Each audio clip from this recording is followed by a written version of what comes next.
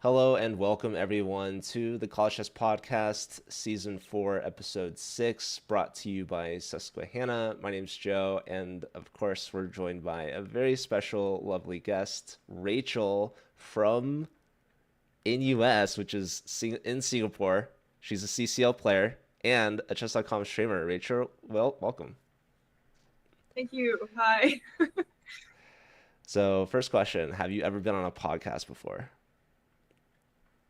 Not a video podcast. I was actually on like an audio one once. Which one was Um, that? you know Dr. Skull? Oh, He just talks yeah. about adults in chess and their chess journey. You know what's cool about Dr. Skull? No, I have a let's little bit of go. a story of how I met. So one time, I was playing in one of these Vegas tournaments. I forgot which one it was actually, Okay. but I was sitting down. My opponent sat down across from me at the same board, of course, as one does. And I have a UCLA water bottle, and he was like, "Oh, UCLA, like, do you go there?" And I was like, "I graduated there." And he's like, "So did I." And I said, "Wow." So after the Nice. game, we connected, and he also recognized that I had been streaming chess, and he also streams chess. And so yeah, Dr. Skull, shout out to him and his Adult Chess Journey podcast. So that's really cool. Yeah. But I yeah, He plays in some tournaments in Manhattan. Or I don't know. I saw him at a weekly tournament in Manhattan Beach. So like we had met in person, and I hadn't realized that until we had like Zoom called. I was like, wait, you look really familiar. So yeah, small world. yeah, and But I guess that's what chess world is. there's our last guest on the podcast, also UCLA student, Blood Queen Anushka. So shout out to Blood Queen. And that kind of brings me to this point of discussion I wanted to talk about is how you feel the chess scene is in LA. Like, do you like it? Do you not like it? Do you feel like it could improve? Do you have like a vision for it? Like, what are your thoughts on it? Vision for it. Um, I mean, you know about the LA Chess Club.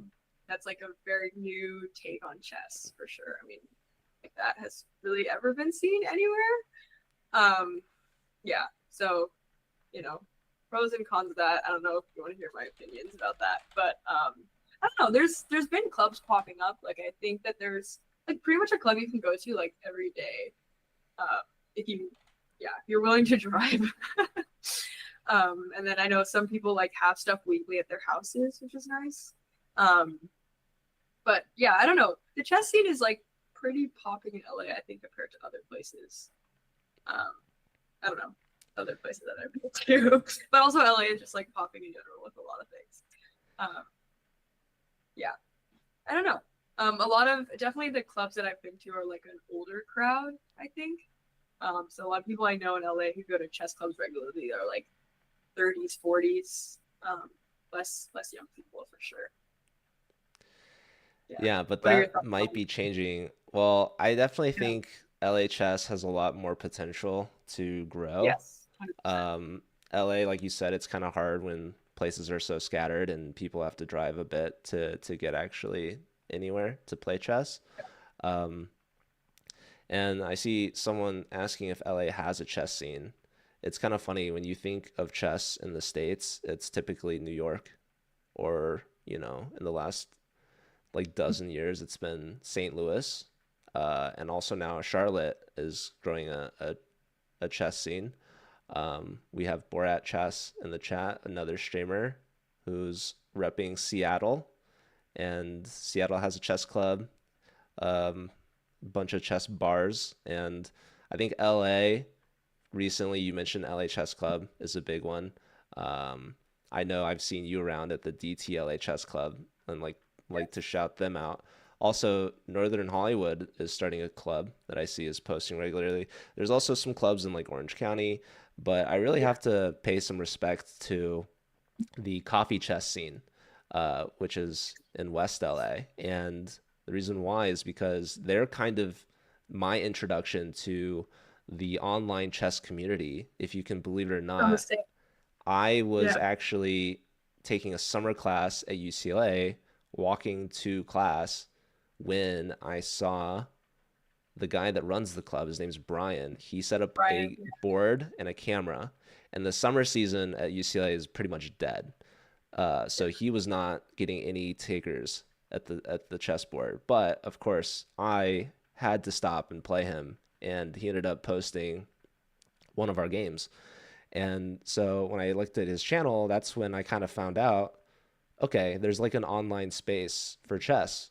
And I saw that he had played Alexander Botez when she was in Santa Monica at the time visiting. Um, and I ended up finding her Twitch channel. So this she was streaming. This was like back in 2018, which is close to when I had graduated. Uh, when I first started watching chess on Twitch, but I had met Brian like the year before when I was in my third year, so that was like 2017. And I'm kind of aging myself a little bit, but yeah, huge shout out to Coffee Chess. They're kind of Yeah. like the hustlers out in LA. And you mentioned it's kind of like an older crowd. I definitely, when I think coffee chess and I think like chess hustlers, I like to think about Boston Mike. I know he's been a large interactive part of the LA chess scene. But how do we get more younger people, Rachel, to start going and participating in this stuff? Obviously, there's you, there's Anushka, right? There's this college age chess community. How do we get more people going to these college chess clubs and to these chess clubs in general? Hmm. There was something that you said that I was going to comment on, but then now you said this and now I'm forgetting what I was Oh going to no, say. I was talking So, about no, coffee it's okay. chess, chess Oh hustlers, yes, I online also my chess. introduction to chess or the online chessing was through Coffee Chess. Also, like I was just getting back into chess. It's like summer before my freshman year at UCLA, and then I just like went to just I've been teaching chess like through COVID, just like elementary school things. And so I was like, I might as well like see what a tournament looks like now. Like I played a bit as a kid. And so I came with my friend who was like in the same boat as me, and we went, and then like Coffee Chess was there. This is in Irvine, and they had set up, and then they were like, girl. So they made me play, and then they put me on Coffee Chess, and it has like I don't know, like 650K. I don't know why. I was like, I was not prepared for this. Like, I have not been playing chess. Um, yeah. So definitely, it did scare me a little bit because like there were a lot of comments, and like this was, I was able to read them before that they deleted the like pretty bad ones. But there was like, yeah, it scared me. I was like, whoa, why? Yeah. Um. Anyways, Coffee Chess is really cool. It's cool that they're consistent about it. I mean, they don't let anyone else stream, I think, from them. It's like only the Coffee Chess camera, which is fine. But I've been sad about that too. But yeah, like the locals, like Boston Mike, like I'll like he has things at his place that I'll go to and stuff like that. So love Boston Mike. Shout out to Boston Mike. Shout out to Mike, awesome Um, guy, yeah. fun chess player. Yeah, awesome chess player. Yeah. We were in Dallas actually in June, and like I had set up my stream because he, not good with tech stuff, and like, he doesn't really have a Twitch or anything. He should, but anyways, so I set up my camera, and like everyone was super excited about the camera, and everyone was like, "Oh, can I take a picture with you? Can I take a picture with you?" And it was like 6 hours straight up. He's like, "Boston Mike." Yeah. And like caption was like, "Boston Mike beats little kid," or something like that. Anyways, in terms of how to get younger people in the chess scene, I don't know. I mean, I've been seeing a lot of, I mean, chess is just blowing up, which is just super cool to see. Like, I see chess a lot more. I mean, the fact that you can like stream chess and people will watch it is like kind of crazy. It's like chess, and then just, most people in my life know about the chess stuff. And so I'll just get these texts, like, anyone sees like any sort of chess related thing, they just send it to me. And it's really cool to see just like chess all over. And then, I also studied abroad in two different places. And, anywhere you go, there's chess. You just have to for it. But yeah, I don't know. Maybe like someone should open up like a chess bar or something. I don't know. I don't have an answer for you in terms of majority. That's okay. And sometimes the answer is not obvious, but I do think what you're doing is definitely helping, not only playing chess and kind of representing chess wherever you go, which is a lot of places, but also streaming it online, right? And I think something you mentioned about coffee chess being your introduction actually really reminds me. I think it's a very similar story, not only for myself, but also for Jules Gambit, who is another one of Oh yeah. these recent college grads who has really kind of made their own space online for themselves and has been invited to Botez Chess Camp, is streaming for the Collegiate Chess League as our host, and is actually like living with the Botezes currently, Oh creating wow. content left and right. So yeah, she's out there in LA. Maybe you guys can meet up. I actually Yeah. I how long are you're studying abroad currently, right? Yeah. I'll be back in December, so I'm only here for like another month. Okay. And I'll I be in the LHS scene in January. huge. Well, so new year, right? Do you have any new year goals for chess or beyond? I mean, yeah, honestly, I've like I've been hitting like a wall recently when it comes to chess, and it's like been a little bit frustrating. I mean, ideally, like 2,000 online points at some point. Um, just like just keep climbing. I'm scared to like publicly announce a goal, and then it's like but ideally, at least like if I could hit 1,800 at some point in the near future, like classical blitz, it'd be nice, and then go from there.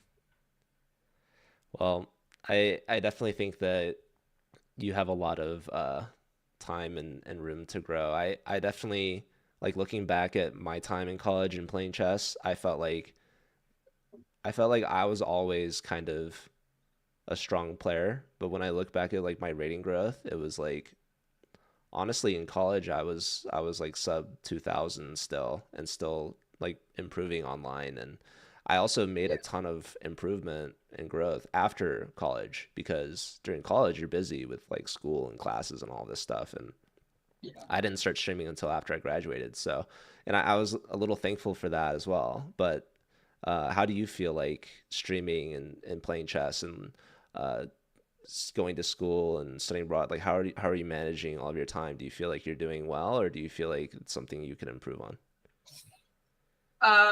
It definitely is like a bit overwhelming sometimes. Especially like, okay, I need to stream, like a couple of times this week. Like when can I fit that in? Um, Also at UCLA, it's hard, because the housing situation. And so coordinating with other people you're living with is it's difficult. Um, Fortunately, like I grew up a drivable distance from UCLA. Like worst case scenario, I can always go home. But then it's like I bring all my streaming stuff, so it's like logistically difficult. um, but yeah, I mean, it's just like an extra thing, but it's like it's a hobby you love, and at the end of the day, it's just like I'm playing chess online anyways, and so I might as well stream it and just like talk through my thoughts and um, you know talk to the chat. So yeah, like I'll be playing chess anyways, so I might as well stream it. Yeah, and shout out to the chat, and hopefully they can appreciate the efforts that you go to bring them this content that they can enjoy and be entertained by. So we're all very lucky and fortunate that you're able to find the time. And honestly, like I'm really appreciative of you doing this for the podcast because you're obviously a very special chess player, very cool personality. You have a lot of fans and a limited amount of time. So thank you. I don't know how late is it right now where you are? It is 11:30 right now, so So right not too before bad. midnight. Yeah, that's I that I do sleep. I'm like more of a night owl, so it's okay for me. I feel Yeah. that. Yeah, definitely. Me too. Yeah, I see in the chat Rachel is a chess celebrity now. So you mentioned like trying to get 1800 OTB. Like, do you have any streamer aspirations or content creating aspiration? I know everywhere you go, you're always posting chess, which I think is so cool. And I also recognize you're like trying to get all your friends into it, like maybe even some roommates, and um, Yeah, you're kind of an ambassador of the game, if you will. yeah. Yeah, no, I mean, I teach at elementary schools, and a lot of it's just like an introduction, and like my whole philosophy on it is just like I just want them to leave like loving chess more. Yeah, so I definitely just like, you know, I'm talking about with my friends. I definitely try to get them into it. Like, what if we play a daily game on chess.com? Yeah, I definitely, it's just like, yeah, at the introduction I feel like chess can seem like it seems like very daunting. Especially I think now it's becoming more just like anyone can play, but I think the stereotype is like, you know, math PhD is into chess, or like CS majors into chess. It's not just like everyone can play chess because it's a fun game. It seems like there's like this skill, like it just seems daunting. Like when you talk to someone, they're immediately, you know, instead of like let's play a game, they're like I'm really bad, you know. Um, so I hope that in the future, I mean, it's already being seen, but like, you know, removing that barrier so anyone can just feel like they can just play. And it's obviously chess is so hard. Like, it's so hard. I mean, it's hard to get better as you go up, but you know, a lot of people are just like, oh, I'm not very good, you know, where it just be like, why not just learn and just play? And like, who cares? Just have a good time. And yeah. Yeah, that definitely makes a lot of sense, and that's actually one of the philosophies for the Collegiate Chess League is to minimize barriers of entry. And oftentimes when I'm trying to tell people about the Collegiate Chess League, their first thought is, I'm not good enough to join a team, right? Like I can't, there's no way. But then when we tell them, hey, we have 28 divisions and the lowest division team average is like below 700 blitz, then people are like, oh, like I didn't know that. Like maybe I could join a team, right? Or like you don't even have to be, you know, board one or through board four. You could be like a substitute player. You don't even have to play every week. So, Yeah. um, I think that a lot of people do think chess is like, oh, you have to be like super smart, like genius or whatever. And it's true, there's a lot of smart chess players, but it's also true that you don't have to have a math PhD or be a CS major to understand. Because at the end of the I just day, say like it's just a go board to a game. Vegas chess tournament and just see the people there. Like it's not, it's fine. Like it's fine. Yeah. Yeah. And typically one of those people is me. So it's like Yeah. No, me too. Um, that's how I'm doing my part is making people no, I think, think in oh, terms if of that guy can content, play, anyone can. oh, yeah. Sorry, I realized I didn't answer your question about like content ideas. I mean, that's what I've been thinking. I like that. I feel like Jules, the content that Jules posts is very unique and like very new and like something we haven't seen before. And so, yeah, I definitely want to do like some sort of blindfold thing at UCLA, or like, I don't know, just something new. I mean, you just learn as you go with this kind of thing. Um, yeah, I don't know what your thoughts are on like where content is going chess wise. But I've seen a lot of like very creative stuff that people have been doing, just like even like non-chess players, where they just combine like, you know, like I don't know if you've seen that there's someone, I don't know, it's like more like an anime thing, but they like make a music out of, I'm sure you, I mean, they, like a bunch of videos have gone viral, but it's like they Yeah. teach openings with like the Yeah. music, the song that they made, which Yeah. is super cool, like, you know, I know connection between, exactly who you're talking about. I think is yeah, they're like Korean, right? Or yeah, Japanese. yeah, yeah, Yeah, it's a very unique style and it's so catchy. It's really cool. It's like short form obviously is huge. Um, yeah. but I think I I don't love know. that. Yeah, I think content wise, like I think I saw something that Gotham said, and I was like, yeah, like other sports or sport, I don't know whether you want to call chess a sport or whatever. Sports, it's like it, you know, you want to watch the best, but like chess, it's so funny to watch like two 400s play each other. So there's a lot of potential when it comes to like you don't need to be like an NM to be introduced into the chess content world. Yeah, Yeah, it can definitely be fun to watch lower rated players because like at the top level, it's kind of like players are just striving for perfection, and any minuscule blunder or mistake can lead to catastrophe. And that's also kind of what makes the top level so entertaining to see is like, okay, who's going to be able to capitalize? Like, if Fabi has forced mate in 30, it's like, can he find it or not? It's like, that's the force mate drama, in 30 is you know? crazy. But Yeah, if you're watching like a lower level match, it's like, dude, the eval bar can be thrown out the window. Like both players are Yeah. gonna miss everything. There's really no move that's gonna make that big of a difference. It's all up in the air until the very end. So it can leave you on the edge of your seat, just waiting to find out what's gonna happen, right? Because it's a mystery. Whereas at the Yeah. top level, if someone blunders, like they're gonna resign, right? So it's like game's over. Uh, I think I think something cool. I don't know if you've tried any of the sports betting websites, but like chess has started popping up on the sports betting websites. They're just like, basketball, soccer, like all the regular one, and then just chess. And I'm like, why am I able to put $1,000 on a candidates game right now? Like, what is going on? I don't know. I think it's pretty cool. And that then I is don't know. I'm sure you heard all about the Dallas tournament in June when they had Vida and Hans come for 50K, and they brought, like just like over $1 billion, I heard, of NFL players, and they had a celebrity chess tournament with NFL players. You heard about that, right? I definitely knew that was an event. I didn't maybe Yeah. know all of the details or just how like big it was. But yeah, like Yeah. you I heard mean, about it and you went, obviously. yeah. I was living in New Orleans at the time, so it was just a drive over. Um, but yeah, no, it was really eye opening. I mean, they, first time for a lot of things chess wise, so there were a lot of technical issues, but they won. Like their vision is that chess is a spectator event. Like they see chess in like a stadium, and like seats are filled, and there's like an opening ceremony, and there's like lights and cameras and dancing, and like, just cameras, like, yeah, just like a halftime show, and then there's like screens everywhere, and you can bet on the, yeah, so that's like their vision for it. And so they wanted to host it, not in a hotel like normal, and so they literally just like cleared the ice off of a hockey rink, and just like had the chess tournament in the hockey rink, which was just, I was like, what's going on?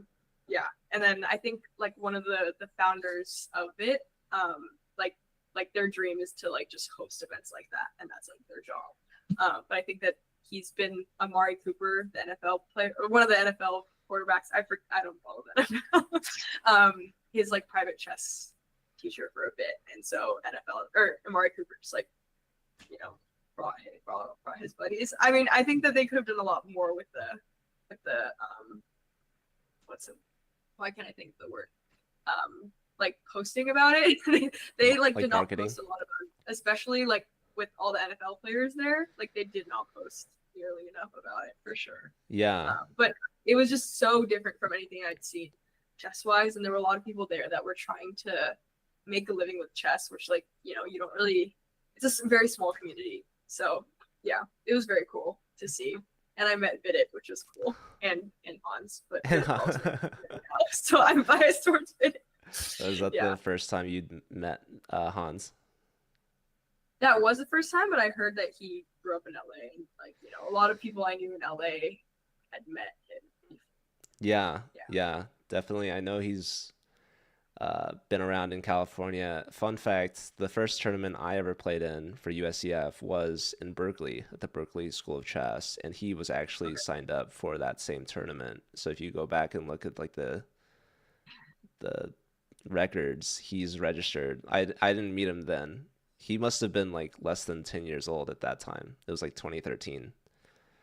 Um, but I definitely agree those events where they put chess under the spotlight and they get celebrities and all of that to go and play is super cool. That's really good uh, growth opportunities for chess. And you mentioned like the marketing maybe wasn't that great. Like a lot of people didn't really hear about it or know about it, or there weren't enough like social media posts. But that really reminds me kind of chess boxing that was in LA. Oh yeah, that Um, was crazy. I didn't go, but I saw the video. Yeah, so it was very similar. Like they put it in a sports arena, right? It was at the Galen Center at USC, the basketball center, and you just put chess on the main stage, and you could fill up the stadium with fans. And that to me Yeah. was a really kind of like an eye-opening experience of like chess could be Do you like go? this. I was helping actually run the event with chess.com, so that was really cool. Essentially we were managing the DGT board that they were using, which was really crazy because had it attached to a table that was like being roped down between rounds at the Yeah, boxing ring. yeah. So, I just yeah. yeah. And I saw that Andrea Botes like recently just partnered with Coach, and it's just crazy. You just type like it's Coach's Instagram, and she's like, this is what my purse looks like, going to a chess tournament, and she's like, taking out like I don't know, hand sanitizer and like headphone, I don't know, earplug, I don't know what it was, but I don't know. I feel like stuff like that is huge for chess. I mean, a couple years ago, you like could not that like you could not imagine this happening for chess. Like any of this stuff is just so new, and like you think back like yeah, 5-10 years ago, like yeah, you talk to yourself then, yourself then would be like that's insane. Like there's no way Yeah. that's possible. I Yeah. think there was another like huge photo like last year maybe. It was like Messi versus Ronaldo on like Oh yeah, that was huge. what was Yeah. that? It was like Gucci or something. Yeah. So, but yeah, no, shout out to Andrea, not only one of the chess boxers, but also kind of pushing chess and collaborating with different brands that are it's going to expose chess to a lot more people, and they're making chess look more cool and popular, and also like we said, like making it younger, right? Like getting a younger audience into chess.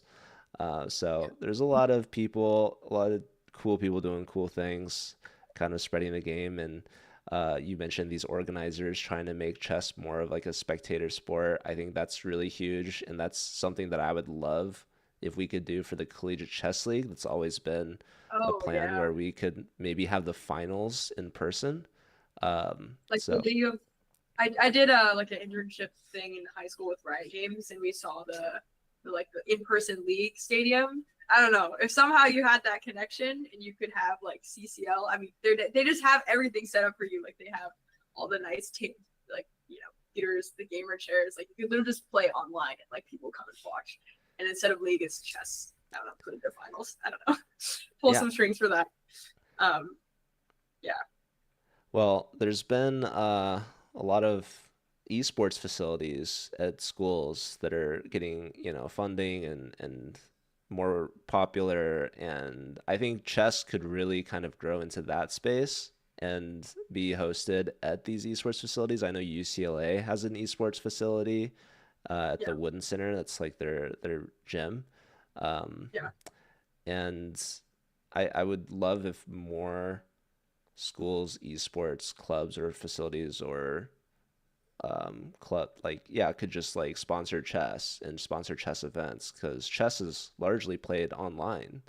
um, Obviously it's chess is like a very interesting sport, as we can call it, because the online version is essentially the same as the physical, like in person. Like there's obviously differences, but you couldn't really compare like football or basketball to yeah. like the video game version of itself, right?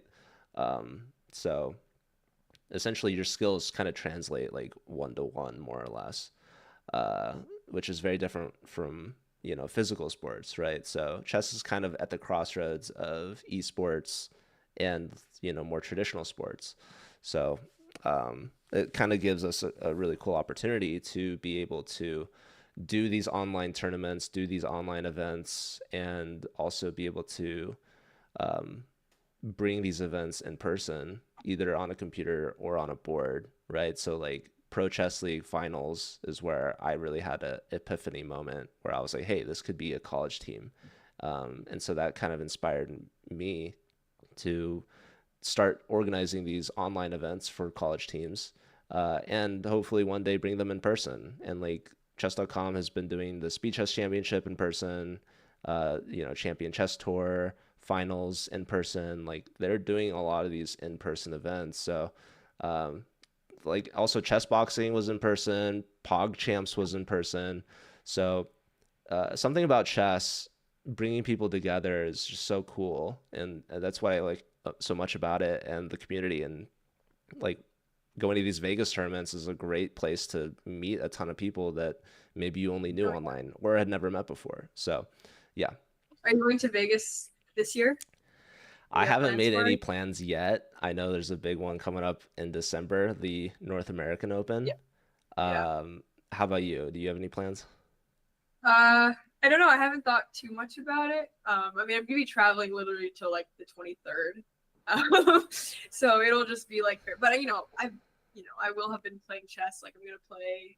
Um, I mean, I'm so excited. Ever since they announced it was in Singapore, like I absolutely flipped out when I found out that the World Championships was gonna be in Singapore. That I had already plans coming. And I'm like the fact that I'm the 4 months I'm gonna live here, maybe for the rest of my life, is like the time that the World Chess Championships held in Singapore. And then I think that there's only been one other time in history that the World Chess Championships have been held in Asia. Like I think it was like 1987 or something. It was held in the Philippines. Otherwise, it's like has not been held in Asia at all. And so super grateful. Like worlds colliding. Like the time that I'm in Singapore happens to be the time that they play in Singapore. But I'm super looking forward to that. I'm super curious like what the again like this the media is going to look like, or like who else is going to be there from the chess world. But yeah, I technically am available for Vegas. It's just like a lot of traveling, Yeah. which I am used to, and I do like that lifestyle. But in terms of like preparation and whatnot, it might just be a lot. So it'll probably just be last minute decision for me. And that's fair. I think for me, I recently moved away. So when I was in LA, it was a lot closer. I could just drive there, Yeah, right, on a yeah, moment's really notice. But good. no, the World Championship in Singapore are coming up, and you're gonna go. And you mentioned like you're curious to see what kind of posts are gonna be made or what the content's gonna look like. But you can also contribute to that. Like you can kind of make your ideas a reality. Like you're gonna be on the ground in person, like you said, once in a lifetime I opportunity. Like really so want many, all the chess world is gonna have their eyes on Singapore, and you're gonna be there in the flesh, in person, and uh, I'm curious to see what you're gonna post about it and see like what Oh your no, perspective is I gonna have no. be. I need to figure that out. If you have any ideas, let me know. I'm gonna play in the tournament around the same time, or like there's a separate tournament going on. So I'm thinking about streaming it. Maybe having some commentary. I've never done like a streamed like OTV thing before. I don't know. I'm sure that there's like you have to contact the people beforehand, and you have to sit separately and make sure that your opponent's okay with it. I don't know exactly how it works. Um, but yeah, I'm not sure what kind of content. I mean, there have been people who've reached out to me saying like, "Oh, we should do like live OTV stuff." Um, it's like a bit overwhelming. I'm not sure if you have any thoughts on like content wise. I have like tickets to watch the games. It's like 60 or it's like 65 Singapore dollars. So it's like I don't know, like 50 sub USD per game. So I have one game booked so far, like early on, and then I might get another one later on. But yeah, I have no idea what it's gonna look like. I feel like I'm falling to the dark a little bit, so I'm not sure where to go content wise. I've been like, hey guys, I'm here, and just like meeting the people who are also there. I know Hannah Sayas is gonna be there for sure. I think is that how you say her last name? Or Yeah, is that how or you you say could it? just call her Hannah Sauce. Hannah, Hannah Sauce, sure. Um, As a yeah, joke. I don't know. I don't know. Okay. I didn't know if you like. I don't know. I don't know if Yeah, you know her. I know who Hannah is. I've played her a few times. We've never met in person. Um, but that's cool. Have you met her before? Not in person, So you but will. we've done like a collab stream. She's a very strong player. She beats up on Yeah, me most of the time. yeah. She's like 22. So yeah, Yeah, yeah. she's very It's, talented. she, Shout out to Hannah, also a streamer. Hannah Says. Everyone should know who Hannah Says is. One of the brightest talents out of Australia. Anywho, yeah, no, for the content, I think you should definitely be posting either your point of view, your perspective. Like if you could get a signature from one of the players, I think that would be really cool. yeah, Um, just going to see the game, maybe a game recap. You mentioned playing in a tournament. I think that is actually one of the best things of content out there because for Twitch streaming, people are so used to just, okay, here's a streamer on a camera with the online chessboard, right? Playing over the board is such a unique experience that people really love to get that kind of content, especially if you get a commentator, Yeah. someone that's like going over your game. It really makes kind of an event out of it, right? Because you have such access to online playing, you can kind of do that whenever, but access to over the board tournaments is something that is very limited. So being able to capture that moment and to stream it and to share it with your audience or your viewers, I think is something that people really appreciate. And if you've never done it before, I definitely think that that's something that you should try to get into. Like you just need like a tripod and like you said, talking to organizer. Like once you do it the first time, I think it's going to make it a lot easier for you to do it in the future. And so, It'll um, be cool because I know like there definitely are going to be streamers who are streaming the tournament, so I won't be the only one. Um, but yeah, yeah, no, I'm definitely going to reach out to them and be like, hey, what does the process look like? Um, need to yeah, start studying the tournament, but finals are coming up, and I'm traveling everywhere, so I don't know. I have Chessable on my phone when I have free time. I'm just like, you know, huge. Shout out to through it. Chessable. So You Chessable. you mentioned other streamers will be there. That's also really helpful because you know that the organizers are at least somewhat cooperative. Yeah, You could also just reach out to the streamers that you know that are going to be there and say like, hey, like, can you help me? Like, or any questions that you have, like, hey, yeah, what's the organizer's email? Or like, how do I ask them if I'm able to, stream yeah, their tournament? Or maybe even collaborate with them. Like, hey, would you be down to maybe play some Blitz after the fact or whatever? Or analyze our games together. Like, there's a lot of fun ideas. And you mentioned like Hannah Sayce, like, she's someone that you've also already collaborated with. So it's nice to be able to make those connections and it's a lot more fun, I think, to collaborate sometimes rather than just kind of streaming on your own. oh So, yeah, for sure. Yeah. do you have like a dream collaboration With the streamer? with anyone? Uh, I'm not sure. I mean, obviously, like dream people to meet. Obviously, like like Magnus, obviously, Mag, Karu, and Gotham would be really awesome. Um, yeah. So I mean, I've met like the Botes sisters and Nemo. They were at some Vegas tournament back in the day. So I've seen them, I guess. Yeah, I don't know. Obviously, the big names. the Um, big names, right? I would Well, you pass out if I mentioned met Magnus. I actually met Magnus for the second time just like 2 weeks ago because he was at our annual meetup. He signed my board. He signed a bunch of people's stuff, Not but jealous at all. do you want to see Sorry, the continue. signed board? Should I show Sure, sure. on stream? I have a signboard from Vidit, so Huge, that's huge. that's the only comparison, the only yeah. Vidit's world rank, so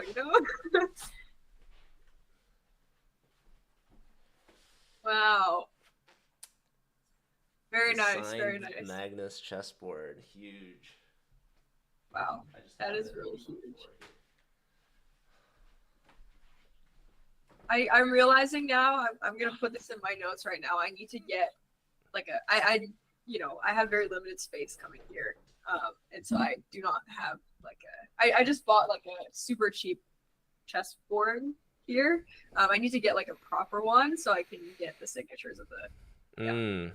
Yeah. There are also opportunities for like the grandmaster signals and like meeting um, meeting Gukesh and Dinglirin in person, but it's like $380.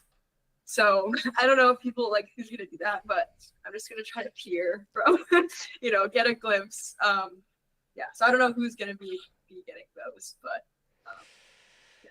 Well, maybe you could start like a donation goal for your stream and maybe some viewers can help pitch in depending on what it is that you want to do and how much it costs.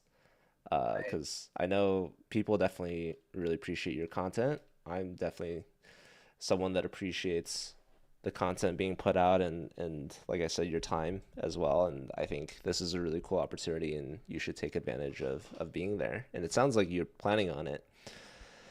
And yeah, one other thing I wanted to mention about the signed chessboards, there's a Creators Cup happening right now, which is hosted Yes. by Houseline, and their prize is a signed chessboard by Arjun Ergaisi and Hikaru Nakamura. So that's pretty cool. That's really So, cool. Yeah. uh, I was excited to play in that, and they were like, "Yes, it's gonna be 2 a.m. to 4 a.m. your time," and I was like, "Hmm."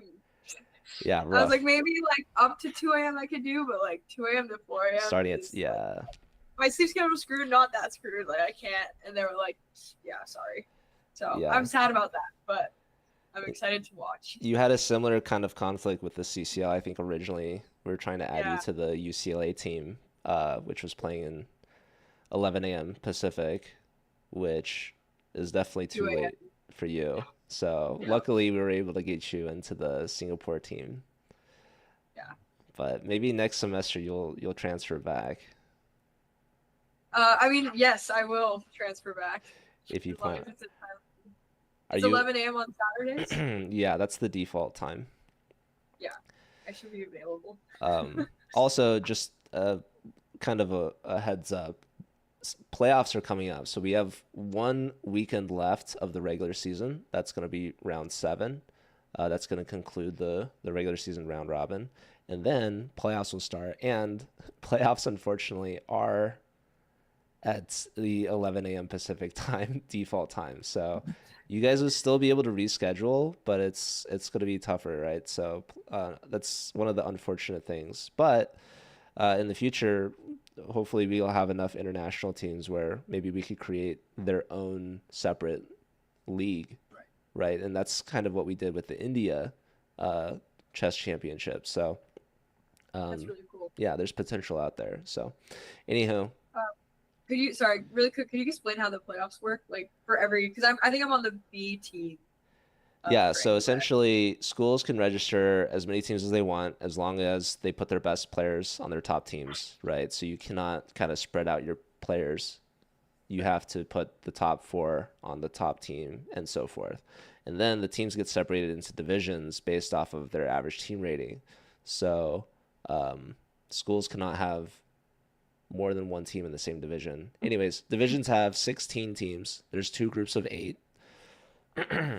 And the regular season splits the two groups based off of regions, so that's why they have different default match times. But in the playoffs, you combine the two groups into one playoff bracket.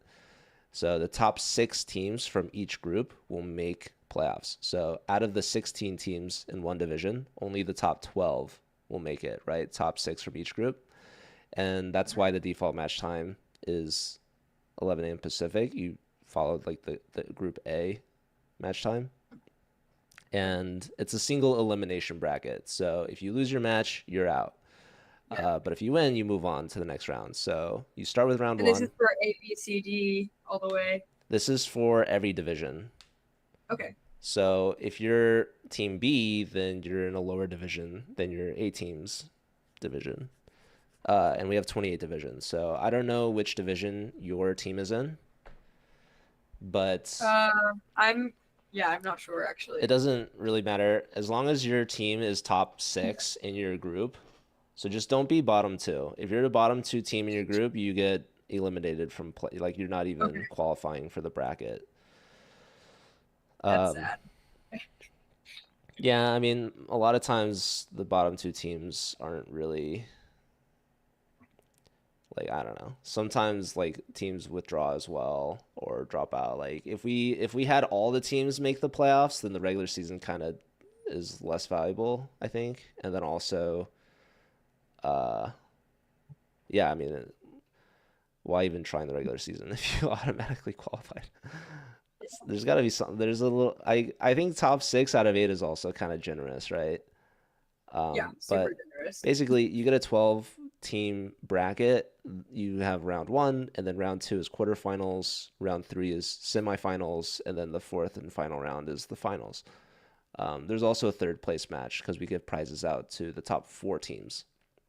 So once you make semifinals, you're basically guaranteed a prize unless you're in like a really low division, it might be top three. Um, but yeah, And there's prizes for every single division. division. Yes. Huh. I think it's the top 15 divisions have at least some cash prize amount, but below that, it's you're guaranteed at least free chess.com memberships, and the CCL is completely free to join. And in So there's cash, some money on the line for my division. yeah, I just checked our group chat and we are in the playoffs. so you've already qualified. That's huge. Yeah. Nice. And there's money on the line. Except it's 2 a.m. I'm about to be Yeah, it's nocturnal. rough. You guys should be able to reach out to your opponents and see if you can reschedule it a little earlier. I will say divisions 1 through 3 cannot reschedule playoffs because they are required to be on a fair play call where we actually have staff monitoring them in real time. So, I don't think you guys are D1 through 3 though. So, you shouldn't have to worry about that. Yeah. No. Or no. Yeah. I don't know. Yeah. I feel like It's a really 1600-ish average. Yeah. Yeah, so you might be around like division like 12 or something. I don't know. I could look it up. Should I look it up?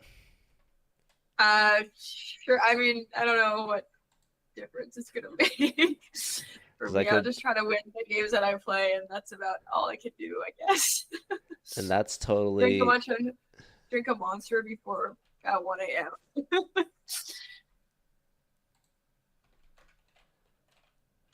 But yeah, I guess it would be good to know if we're in the top 15 divisions or not. wow. You should. I guessed your division right on the head with your Wow, team. You are division 12. wow. Let me look up your cash prizes. You should. You should also stream like the Division 28. I feel like that'd be Yeah, that cool. would be hilarious, right? We should do that. I So, can commentate if you need. stream Division 28. Then, yeah. so Division 12 has a total of $500 on the line. It's 250 for first, 150 for second, and $100 for third. So not like Well, an insane amount of money.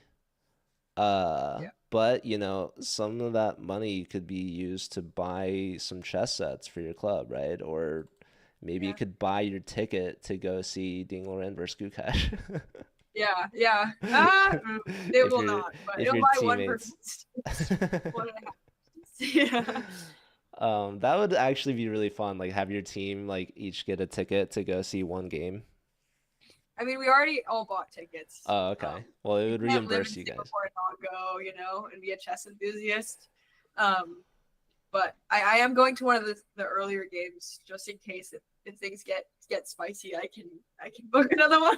I don't know if they're gonna sell out, but yeah, people are saying like rumors about Ding not having the best career recently, so they're like get one of the earlier games because you don't want to watch when it's already decisive. Um, Stuff like that. I don't know if you have any thoughts. I mean, are you rooting for someone? Um, I know that Um, there's going to be sports betting options per round for them. I don't know. Yeah, I'm not a big sports gambler guy, but I do appreciate that chess is getting more Yeah, accessibility in that regard. But I'm not necessarily rooting for anyone, but I do think Gukesh is a clear favorite. yeah. But I don't think that's a controversial take. Um, I also maybe just to spice things up, I would say that Magnus would beat both of them. Yeah. Magnus is just too good. He's like, I've won too many of these things. And It's- just, yeah. Just like yeah, everyone. Magnus. talking about World Championship, talking about FIDE format, like all this is definitely a huge other topic, and I don't think we have the time to really get into it right now because we are kind of towards the end here, and I do want to uh, let you go if you want to. It's a little late, right? So, you've overstayed your time. So any time beyond this is up to you. If you want to keep talking, do you want to No, get into this FIDE World Championship right now? I'm happy to talk. I'm definitely, yeah. I mean, not very many people around. Like the chess community is pretty small. especially people who are like super into chess. And so it's always nice to talk about things. Um, you know, usual conversation with my friends. They're like, oh, there's such a piece of like a bishop. What is that one called? Oh, it's a bishop. Yeah, like that kind of, like it's nice to be able to talk to someone who's like super involved in chess or like yeah, knows Yeah. what's going on same Well, way. how's your experience been at the like Singapore team's chess club, right? Like they got some really strong players there, I know. Yeah, yeah. It was unfortunate actually. I joined the soccer team here, and like we've been pretty serious, and we've been in a tournament playing other universities. We just placed second, which was pretty cool. But the the the practice times conflict exactly with the chess times, so I haven't. Yeah, but I've been. They have like a chess meetup every Wednesday, um, and it's just like it's an older group, but it's just like in the hub of like the corporate hub. So it's like everyone after work just comes down. It's a really nice area. There's like music and so I've been to that quite a few times. And it's cool. I mean, yeah, it's not like super different from anything else I've been to. Um, but I know that NUS has a lot of really good players. I just haven't been able to go to the NUS chess Well, scene. if you just finished second, does that mean that soccer season's kind of over now? Yes, yes. So, So okay, I could start going now. awesome. Yeah, I So, don't think their events in person are super big though. Like I think not very many people go. yeah, that kind of reminds me, like when I was a student at UCLA, I was on the club lacrosse team, and I wasn't very good, but I do know that I had to bring my equipment to class because right after class, I would go straight to chess club, and then after chess club, I would go to practice, right? So it's tough to kind of juggle all those things. But you mentioning being on, second place soccer team and competing against other schools, like reminded me how talented you are in other things, right? Like chess is just one of many things that you do. I remember tuning into your stream and you were sharing, first off, you're a great singer, and I know you play piano and probably a bunch of other things, right? Like, what other talents and hobbies do you have? Um, I do love sports. So beyond soccer, I mean, a huge like sad thing about UCLA is like the soccer. I mean, they have D1 soccer, and then the club team is like first in the nation, and so there's not really like I can't really play soccer on a team that's like close knit. It's more of just like intramural things. So I'm very grateful to be able to play on a team, and it's like around my level, and everyone's super close knit and cares a lot. Um, yeah. But yeah, I do play piano also. Um, and just I don't know, I just like doing random things. um, also partially there's always a flip side of that where it's like, if I, maybe consolidated a bit, put more time into chess instead of spraying myself out in all these ways, maybe that could help my rating. But yeah, definitely like music and sports play a big role in my life and hopefully always will. Um, yeah.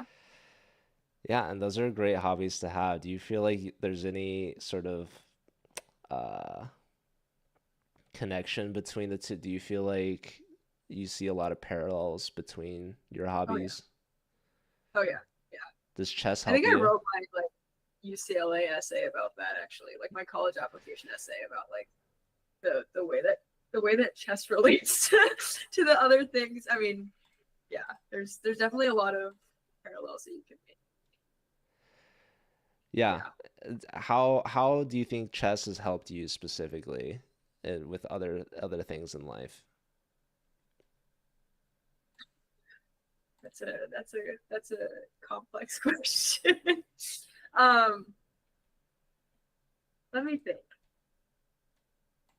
Um, hmm. I feel like your personality is reflected in your chess playing a lot of. So like, for example, like I haven't been very great when it comes to time management for chess. Um, partly when I'm streaming, I'm like distracted, but even just like OTB, I'm usually like the one down on time when I don't necessarily need to be. Like I think of the move, and then I like overthink a little bit. I'm like, oh, maybe this is it. I should do this or that, and then I get distracted whatever on something that's like not necessarily the most relevant, and then I end up playing a move that I thought of anyways, like 30 seconds before, if it's a blitz game or something like that. And so that's definitely like, as I've been working on that, like I see that in my life too, where like sometimes I'm like a bit disorganized, or like I tend to be late to things, which is like a very very similar parallel. And so I work on that in my life, and then I work on that in chess too. But just like I think you're, I guess this isn't necessarily how it's helping, but yeah, like just the way you play chess, I feel like some people are more into like the technical side and like trying to be stockfish, and then there's other people who are more like artistic about it, and just like want just like a beautiful checkmate. Like one day if I get like a really really really beautiful checkmate, maybe I'll get a like cartoon on my. Just kidding. But yeah, like I don't know, definitely like I love the just like the beautiful, like the more like art side of chess, for sure. I think there's a whole book on like chess and music.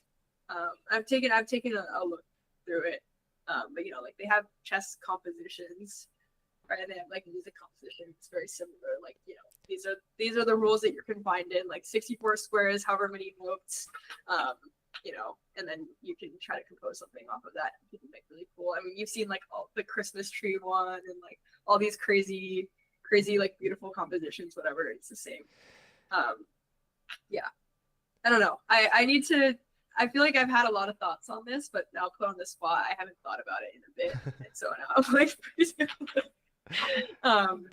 No, I love that comparison. Like there are obviously musical composers, right? Like that's what people think of when we say composers, but there's also like chess composers, like people actually making puzzles. Like as a composer, you can create the position and create these beautiful checkmates. And you mentioned like tattooing it. I think it's funny, but I don't think it's like absurd. Like people have all these chess tattoos and stuff, and chess is an art, and it is something yeah, beautiful that you can celebrate and create. And there was something else that you mentioned about the parallel between like being late to stuff and also being kind of like behind on the clock in chess. Like I'm also a notorious slow player. Like I flag a lot, especially like online blitz or whatever. And like you mentioned, being distracted by chat doesn't help. But I did want to say you were very on time today, so oh you got to yeah, I give was like, yourself I'm some not credit. gonna do it. But I was finishing the assignment anyways, so I was on my computer and it worked out. But I think, okay, something else that I just thought of, like for soccer, for example, I feel like like your sort of your team is defined more so by its weakest player. Or like between two like equal, like your weakest player is gonna determine it. Like you can have 8 great passes, but if that like ninth one doesn't work because the person sucks, then it doesn't. Yeah. And I feel like that's you want to improve your weakest piece, whatever. I don't know, but like the geometry of it when you play soccer, like being in the right place at the right time, Yeah. and what you like when you're playing, you see like you almost like see shapes on the field. You want to like make that like perfect geometrical shape like all the time. That's why you're like always running, like to know where to run, whatever. And I feel like Yeah. it's similar pieces like working together, fitting in. I don't know. I love That's that. the way I see it too. I, And then also when you like start losing a little bit in chess, like same, like you're down like 1-0 and there's not much time left, right? You need to like, or you start losing 2-0, got to just like throw in the towel and you're like, all right, like fuck this, I lose, I resign. Just like oh. try to bring it back, That fighting spirit is definitely the same among sports. Or like, if you're running track and you're like slightly losing, you're just like, yeah, I don't know. Do you know who Keaton is? Keaton Kira. You definitely know Keaton Kira. But you don't know Keaton Kira? I don't know. You can. You don't know. Oh, okay. Who's I'm that? surprised you don't know Keaton Kira. He's like super involved in the chess scene. I might know him. Okay. But yeah, he'd always say it's like the hardest chess. What would you say? Like the hardest positions are like ones where you're slightly losing in chess. Like you're not fully lost, where you can just be like fuck this and just like play random shit or like crazy like attacks just because you're already lost, but just like picking it back up when you're slightly losing, which is definitely like something that you work on mentally in sports. Yeah. Yeah. I love the parallel that you drew between sports and chess, like being in the right place. Like positioning is so important. You really want to control the center, right? Like if you're on a soccer field, Yeah. you gotta have the ball in the right place in order to score a goal. Like it's very difficult if you're kind of on the sideline or on the edge or the corner or whatever. So you have to Just centralize being the in the right ball. place at the right time is like half of it. Yeah.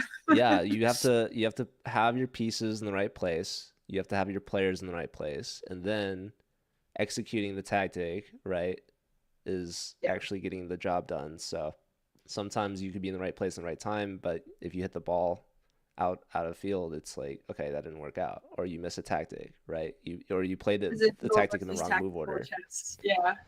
Yeah, so I think that's something that's like really beautiful about chess and being able to draw these parallels with not only sports but just everyday life. And And I there's a I'm whole oh sorry. No, go I was just ahead. gonna say there's a whole other sector that I could talk about for ages with like kids that are in chess Yeah, and teaching learn how kids. to lose. Like there are kids that I've taught that have just gotten absolute rages. Like when they lose to like they're a fifth grader and they lose to a first grader and they just like scream like go, like they're all like push all the time. I'm like, whoa, it's a game, like chill.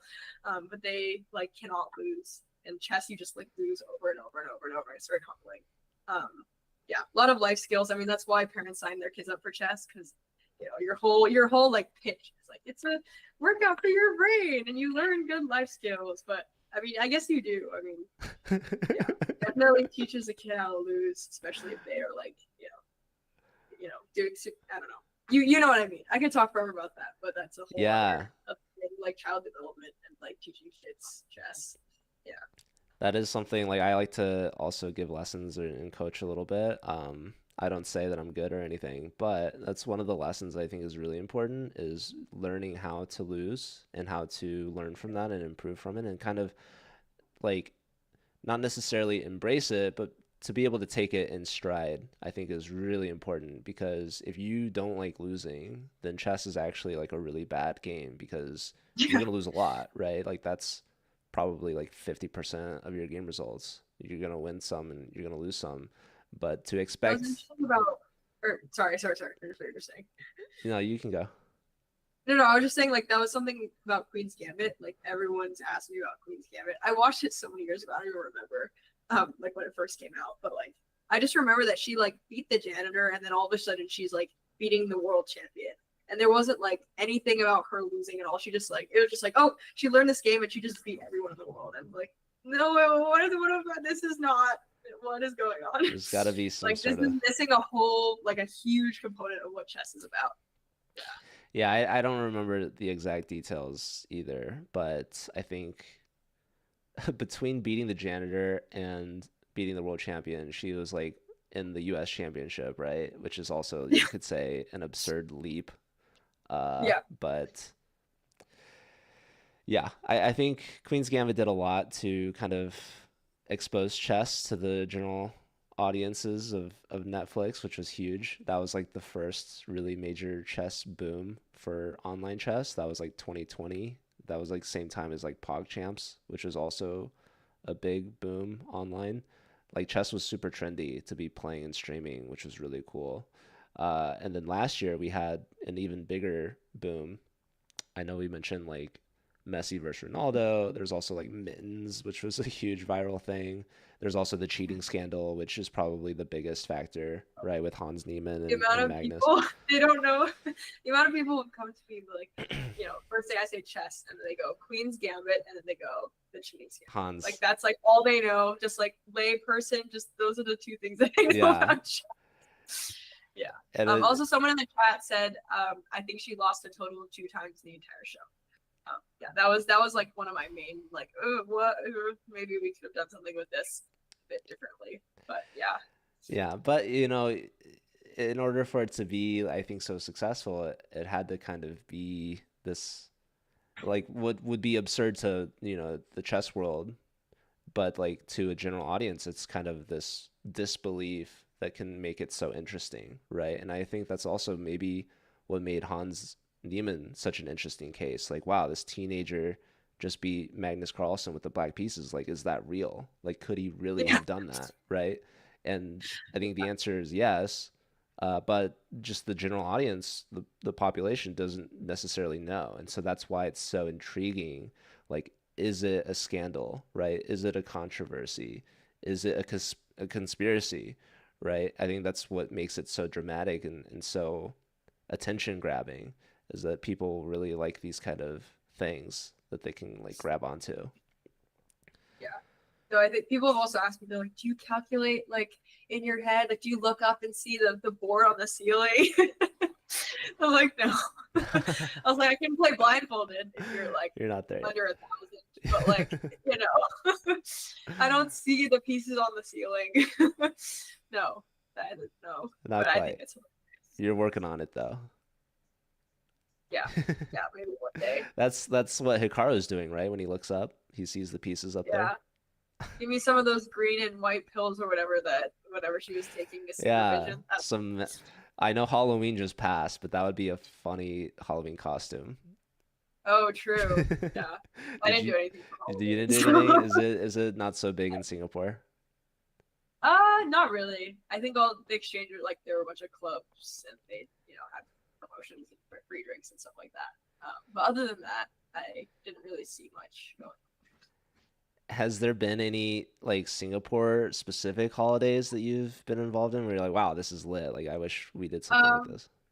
I think one of my first days here they had like National Day. But I was, everything was new. Like, what's going on? So I saw some fireworks.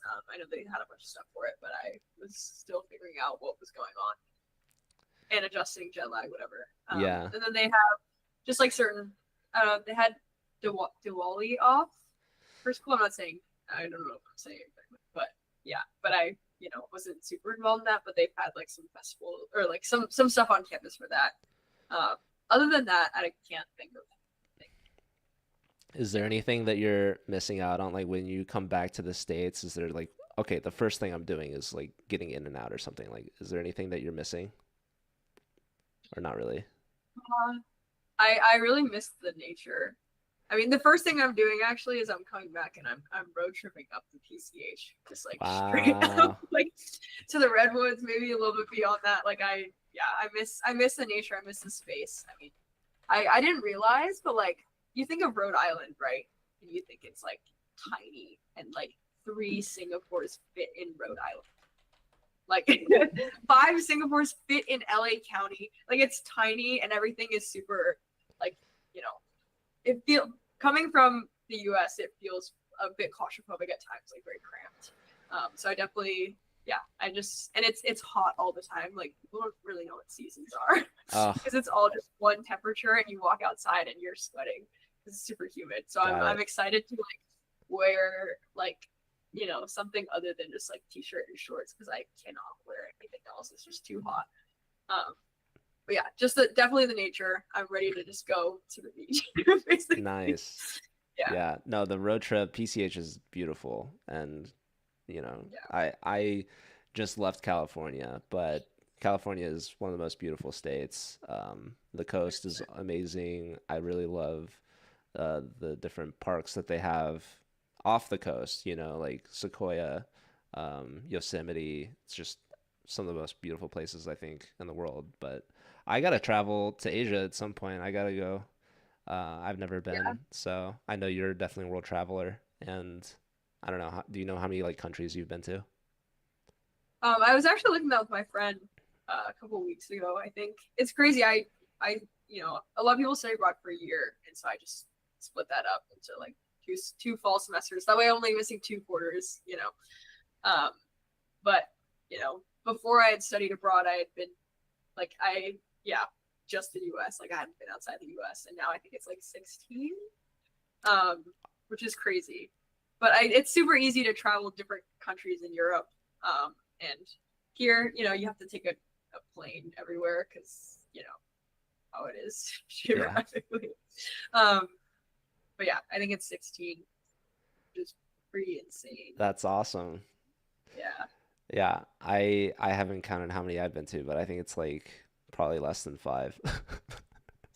Yeah, I mean, if I hadn't studied abroad, it would be one. So Okay, okay. So studying yeah, abroad is a huge opportunity, and that's cool. And I love that you're actually like using that to really kind of complement your chess experience, right? Like you're using it as a chance to play in the CCL for your new school. I mean, you're even playing on the soccer team as well, but you're also attending like the World Championship. You're streaming everywhere. You're posting like everywhere you go. If you see a chessboard, I'm like, she's gonna post it on Instagram. Like I love sometimes I'm that. like, this is the same thing over and over, just in different fonts. But like, I mean, it's really cool. I mean, the whole point is like chess is everywhere in the world. Like, it's super cool to see the slight variations in the chess scene, but it's like the same thing everywhere. It's so cool that it's like no language barrier, no age barrier. There is chess if you just like, If you're looking look for for it. it. Yeah. Yeah. And I think that's also another really cool thing is when you're traveling, like maybe you don't know the language that they speak, but if you both play chess, you can both sit down at a board and kind of have a game or Yeah. literally have You a want to game. go like the local life, the local experience, you go to chess club, everyone there is probably a local, and you know, you get you get a much more accurate view of what's going on rather than just the tourist hot spots.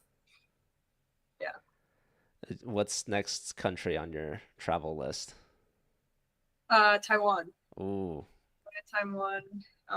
Taiwan and Hong Kong pretty soon, like less than 2 weeks. Yeah. Oh, that's so cool. And then I'm going to China as well. I have some family there. So hitting three in a row in like a week and a half time. Um, yeah, so there will be like quite a long hiatus there, stream wise. But maybe I'll be posting random, like, I don't know, capybara chess cafe in Taiwan or some shit. I don't know. Yeah. Have you thought about like IRL streaming, like get like a selfie stick, or is that too much? Um, yeah, I mean, I just like service wise, like I don't like my phone, like I can barely use the network as figuring out like Wi-Fi, in like different countries, like I don't know. I could.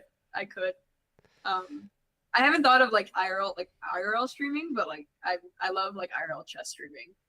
Um, yeah, I don't know. I just feel weird being that tourist with like a phone. Like, hey guys, like with a selfie stick of like, here we Yeah. are walking through town, like I'm already like a tourist enough. Like I can try to blend in somewhat, and just like, experience it firsthand and not Yeah. worry about the tech stuff. Um, but I love OTB chess streaming for sure. I think that's very fair. And I think you have a lot of fans that would appreciate that sort of IRL content that you could share because not everyone has the opportunity to be able to travel like that. But I do think that it's fair that you would want to try to just focus on enjoying your experience, not have to worry about the tech, not have to worry about any of that. And looking like a tourist, I know it maybe is embarrassing sometimes, but you got to do what I you don't got know. to do. And I'll think about it. I don't know. I've just only done chess stuff. I haven't really like, you know, yeah, gone beyond that. That's definitely something I have to think about. yeah. Maybe you could stream some more karaoke. I already stream karaoke when I'm playing chess anyway. Well, If also, I I like, mean, like this is technically like a chess stream, right? Because we're talking about chess, but it is just chatting as well. Like I feel like you could do really right, well in just chatting, or really like anything you set your mind to. I believe that you have enough uh, personality that people would find anything interesting. So um, you don't have to necessarily limit yourself to just chess. I think you get viewers no matter what. thank you. Yeah, I don't know. I'll have to see. Maybe I'll hit 2,000 blitz first. I don't know. 2K Blitz, Uh, yeah. yeah, I mean, we'll see. Like, I mean, if I get like a remote job and I continue traveling, then that is definitely something I'll think about for sure. Okay. Um, Yeah, I so will be taking a break, I think, when I come back to LA in January. Just chill for a bit. Rookies saying you'll never get past 2,000. 2000 blitz forever chess. Hey, is that uh, so bad? no, I think you get 2K blitz no time, easy. Like I think you're gonna blow past 2,000 blitz. Like that's just one stepping stone in your long, industrious chess career that's coming up. Well, thank you. I appreciate it. Yeah, Hopefully. fingers crossed. No, I mean as long as you stick to it, I think as long as you're enjoying it, and like you said, you're doing Chessable like on your phone, like there's no way you wouldn't hit 2,000 blitz. It's an inevitability. That's what I tell myself. I'm like, you just keep playing chess, like you gotta hit it at some point. But then I like, click on my opening repertoire after like 6 months and realize that I forgot it all, and I'm like, is that really the case? No, I'm sure. Yeah. I think the way that I improved, it's mostly in the game review, like analysis after the fact, like win or loss, just learning from your mistakes is huge because if you're making the same mistakes, like if you could pinpoint what mistakes you're making, that in and of itself is huge. Being able Yeah. to identify that and then being able to recognize and remember it and then improve on it and not do those same mistakes in future games, like you're going to Yeah. make progress. Yeah. No, I just randomly, yeah. I sometimes just randomly like blunder piece. I think it's harder on stream when Yeah. your attention is diverging. So I try to just like close everything out except for like the chat and the chessboard and sometimes even the chat. So I could just like focus on it. Yeah. But I actually like do not like I did not really play online chess until I started streaming. But I went to a lot of OTB stuff. So the transition is like harder than I thought to online chess. Yeah, I was just gonna say that's my next point is streaming online blitz is so much harder. Like Yeah. it's gonna make your goal a little bit harder because at the same time you are trying to entertain people, and Yeah. like I definitely do my fair share of neglecting the chat. Like for example, Subem said howdy and I didn't say anything, and we got a raid from Jeffrey Shong. Shout out to Jeffrey, obviously really strong grandmaster, and I gotta say Jeffrey, good to have him back. Hope that he keeps streaming, and really appreciate the raid. And for anyone joining, this is Rachel. She's a streamer. You guys should all go check her out. We have a guest command for her channel. She's streaming right now, and she's going to be streaming more in the future, and hopefully some OTB. And we all want to support Rachel and her endeavors and her goals. And I think she's got a ton of potential. She's got a ton of talent. She's awesome. She's got a lot of hobbies besides chess, but we're really lucky to have her in the chess world, in the chess community, and the fact that she's able to share all this stuff not only on her streams but also on her Instagram.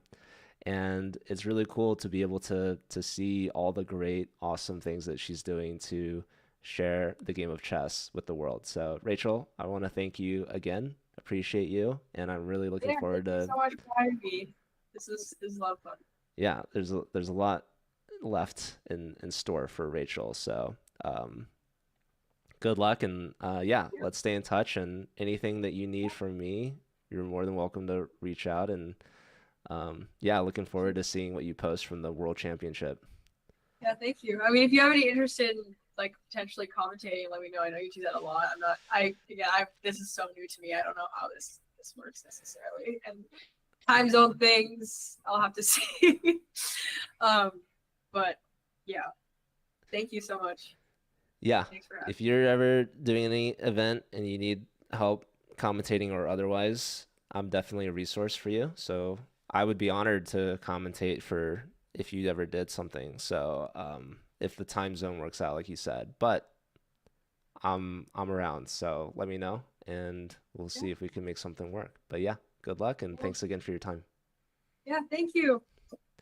All right, everyone, that was Rachel. Shout out to her. Most of you are already following her, anyways, but if you're not, be sure to do that because otherwise you're going to be missing out. We do have week 7, final week of the regular season of the Collegiate Chess League coming up this weekend. So be sure to tune in for that. We're going to find out which teams are making playoffs and which teams aren't. And I think we're going to have Mizzou versus SLU, which is like one of the biggest matches ever for Division 1. So you won't want to miss it. and Rachel also will be playing, I assume, and maybe even Yeah, streaming. So be sure to definitely tune in for that. fun play. All right. Just don't expect me to talk or listen to music or say. I'm just gonna be like, You're just gonna be locked in. yeah, yes, locked in. We wanna win. Hopefully, yeah. All right. Well, thanks again. And yeah, I'll see everyone later. Take care. Enjoy the rest of your day or night.